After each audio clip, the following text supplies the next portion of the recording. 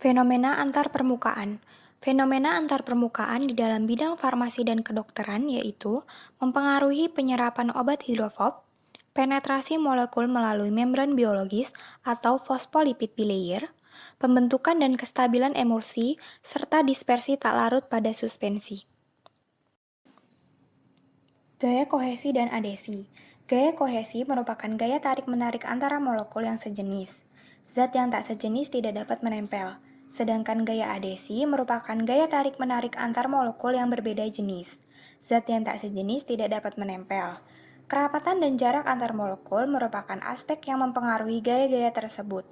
Jika kerapatan dan jarak antar molekul semakin besar, maka gaya kohesi yang didapat semakin besar pula. Gaya kohesi zat padat lebih besar daripada zat cair, sedangkan gaya kohesi zat cair lebih besar dari gaya kohesi gas. Tegangan permukaan. Istilah permukaan mengacu pada antarmuka gas padat atau gas cair, walaupun setiap permukaan adalah antarmuka. Simbol tegangan antarmuka antara lain gamma L yaitu liquid, gamma V yaitu uap atau gas, gamma S yaitu padatan. Antar permukaan zat cair. Dalam keadaan cair, gaya kohesif antara molekul berdekatan dengan baik, dan daya tariknya sama ke segala arah. Molekul di permukaan hanya punya gaya kohesif yang menarik molekul cair lain yang terletak di bawah dan berdekatan. Bisa memiliki gaya adesif, tapi kalau gaya gas, gaya tariknya kecil. Efeknya, molekul permukaan cairan mengalami gaya ke dalam menuju massa. Akibatnya, gaya menarik molekul antarmuka bersama-sama sehingga mengkontraksikan permukaan dan menghasilkan tegangan permukaan. Tegangan permukaan merupakan gaya perpanjang yang harus diterapkan sejajar permukaan mengimbangi gaya ke arah dalam. Gamma H2O sama dengan 72,8 Dyn per cm dengan suhu 20 derajat Celcius. Semakin tinggi suhu, maka semakin turun tegangan permukaannya. Tegangan antarmuka atau interfacial tension merupakan gaya per unit panjang yang ada pada antarmuka dua fase cair yang tidak bercampur. Sering digunakan untuk gaya tarik-menarik antar cairan yang tidak bercampur. Tegangan antarmuka merupakan dua cairan atau dua solid dan pada antarmuka liquid solid. Bila dua cairan benar-benar tercampur, berarti tidak ada tegangan antarmuka di antara mereka. Berikut perbedaan tegangan antar permukaan dan tegangan permukaan.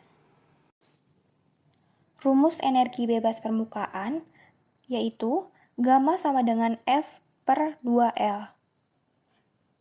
Energi bebas permukaan atau surface free area merupakan peningkatan permukaan luas dari suatu molekul sehingga energi cairan meningkat, sehingga disebut energi bebas permukaan.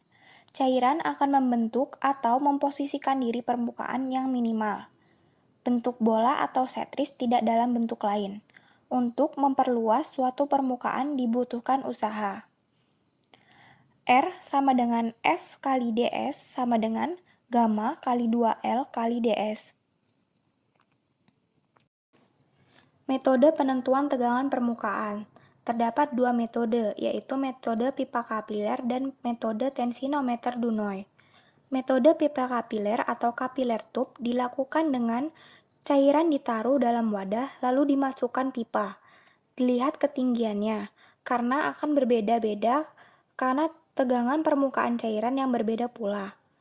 Terjadi karena ada gaya adesi antara cairan dan dinding kapiler, sehingga gaya kohesi menjadi lebih kecil. Penyebab gaya adesi lebih besar dari kohesi karena O pada SiO pada kaca berikatan dengan H2O pada air, sehingga terdapat ikatan van der Waals atau ikatan hidrogen sehingga air bisa naik. Metode tidak bisa digunakan antar tegangan permukaan atau satu cairan saja. Dengan rumus gamma sama dengan setengah R dikali H dikali P dan dikali G. Semakin tinggi suhu, maka tegangan permukaan akan semakin turun. Selanjutnya ada metode tensinometer Dunoy. Dengan metode cincin yang ditempelkan di cairan dan diukur usaha yang diberikan untuk melepaskan cincin tersebut. Beda cairan, beda pula tegangan permukaannya. Rumusnya yaitu gamma sama dengan angka dalam Coulomb per 2 kali keliling cincin dikali faktor koreksi B. Koefisien sebaran. Apabila suatu zat dituangkan ke atas permukaan air, maka dapat terjadi dua hal, yaitu zat tersebut menyebar atau zat tersebut tidak menyebar, di mana kejadian ini merupakan fenomena yang terjadi karena adanya pengaruh kohesi dan adesi. Contohnya, pada fenomena pertama, zat tersebut menyebar dikarenakan gaya adesi yang terjadi lebih besar daripada gaya kohesinya. Kerja adesi yaitu energi yang dibutuhkan untuk memutus tarik-menarik antara molekul berbeda. Sedangkan kerja kohesi merupakan energi yang dibutuhkan untuk memisahkan molekul-molekul cairan yang menyebar. Koefisien sebaran atau S dirumuskan sebagai gamma S dikurang dalam kurung gamma L ditambah gamma LS. Jika hasil S sama dengan positif, tetesan zat cair akan menyebar ke permukaan zat padat, yaitu kerja adesi lebih besar dari kohesi. Dan jika dalam kurung gamma L plus gamma LS lebih besar daripada gamma S, maka tetesan zat cair akan gagal menyebar. Absorpsi antar permukaan cairan. Emulgator merupakan bahan terlalut molekular yang terbentuk dari molekul lipobipolar, lalu berorientasi pada batas permukaan sehingga memudahkan fase internal melalui penurunan tegangan permukaan. Emulgator dapat diklasifikasikan berdasarkan sifat kimianya, yaitu emulgator anionik, kationik, non-ionik, amforter, dan emulgator kompleks. Emulgator juga dapat diklasifikasikan sebagai surfaktan atau lapisan tunggal, koloid hidrofilik atau lapisan ganda sekeliling globul, partikel padat terbagi halus atau lapisan tunggal sekeliling globul, dan emulgator kompleks atau golongan emulgator terbaik. Berikut contoh soal. Dari soal dapat dihitung RHL total emulsi dengan mengalihkan RHLB masing-masing komponen minyak atau lemak dengan fraksi berat total fase minyak, yaitu 50 gram. Dapatkan total RHLB emulsi sebanyak 10,60. Selanjutnya, dipilih campuran emulgator dengan HLB lebih besar dan kurang dari 10,6. Terpilih twin 80 dengan HLB 15 dan span 80 dengan HLB 4,5.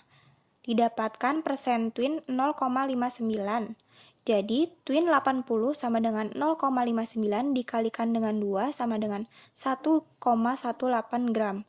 Dan span 80 sama dengan 0,82 gram.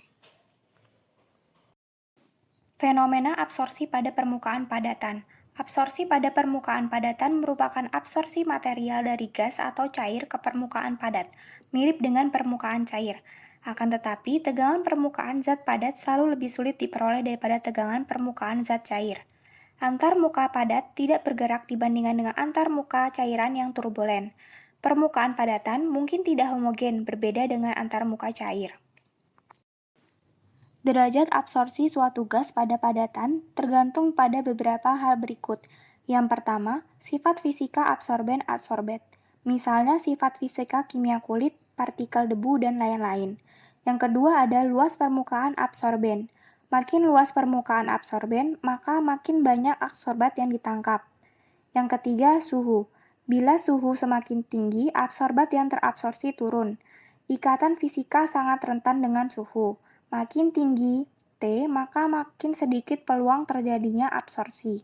Contohnya pemanasan 105 derajat Celcius. Yang keempat ada tekanan parsial. Pada P lingkungan tinggi, gas makin banyak dipaksa terabsorpsi.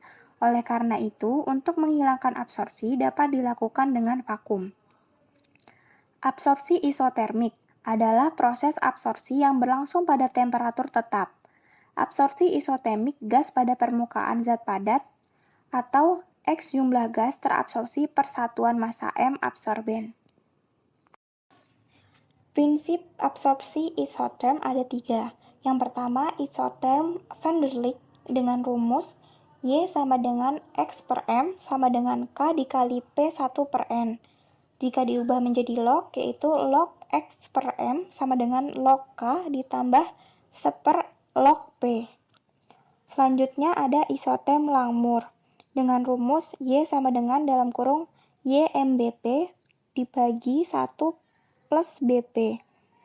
Ya, dengan YM sama dengan kemiringan B sama dengan perpotongan garis.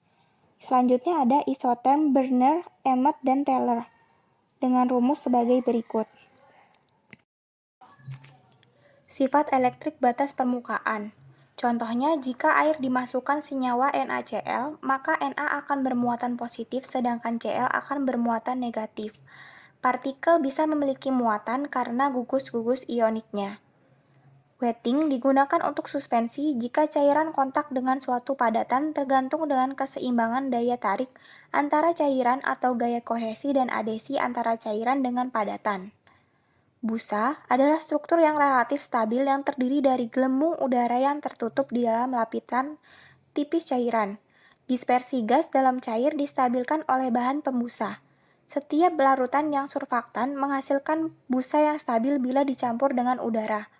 Busa menghilang saat cairan mengalir menjauh dari area di sekitar gelembung udara, dan film akhirnya runtuh.